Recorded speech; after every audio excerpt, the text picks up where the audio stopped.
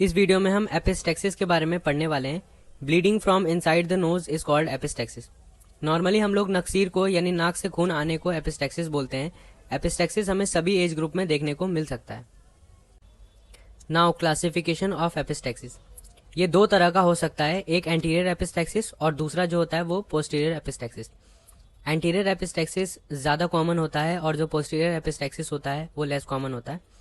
Anterior epistaxis is mostly from Little's area और anterior part of lateral wall, और posterior epistaxis जैसा हमें नाम से पता लग रहा है it is mostly from posterior superior part of the nasal cavity.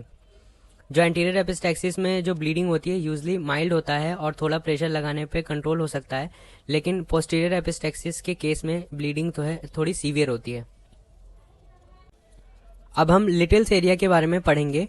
90% cases में जो ब्लीडिंग होती है इसी साइड से होती है। अगर इसके सिचुएशन की बात करें तो it is situated in the anterior inferior part of nasal septum just above the vestibule. यहाँ पे आर्टरीज का एनास्टोमोसिस होता है और फॉर्म होता है कीसेलबैक्स प्लेक्सिस। इसके बाद हम एक और प्लेक्सिस देखते हैं जिसका नाम है Woodruff's plexus. It is the site of posterior epistaxis in adults. Causes of epistaxis, तो इसमें लोकल कॉजेज हो सकते हैं जैसे फिंगर नेल ट्रोमा की वजह से, इंजरीज ऑफ नोज की वजह से, इन्फेक्शंस की वजह से भी हो सकता है जैसे वायरल राइनाइटिस के केस में हो सकता है, फॉरेन बॉडीज की वजह से भी एपिस्टेक्सिस हो सकता है, और हम देखते हैं कि हाई एल्टीट्यूड्स पे भी सडन डिकम्प्रेशन की वजह से एपिस्टेक्सिस हो सकता है।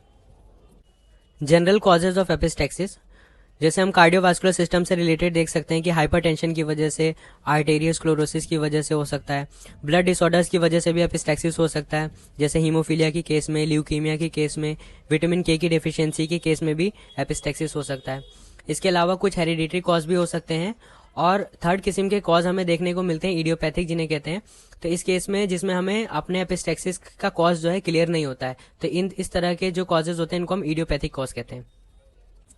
फर्स्ट एड, जैसा हमने पहले भी देखा है कि मोस्ट ऑफ द टाइम जो bleeding occurs from Little's area and can be easily controlled by pinching the nose with thumb and index finger for about 5 minute. तो जब हम पिंच करेंगे तो कंप्रेशन की वजह से थोड़ी देर में ब्लड जो है वो रुक जाएगा।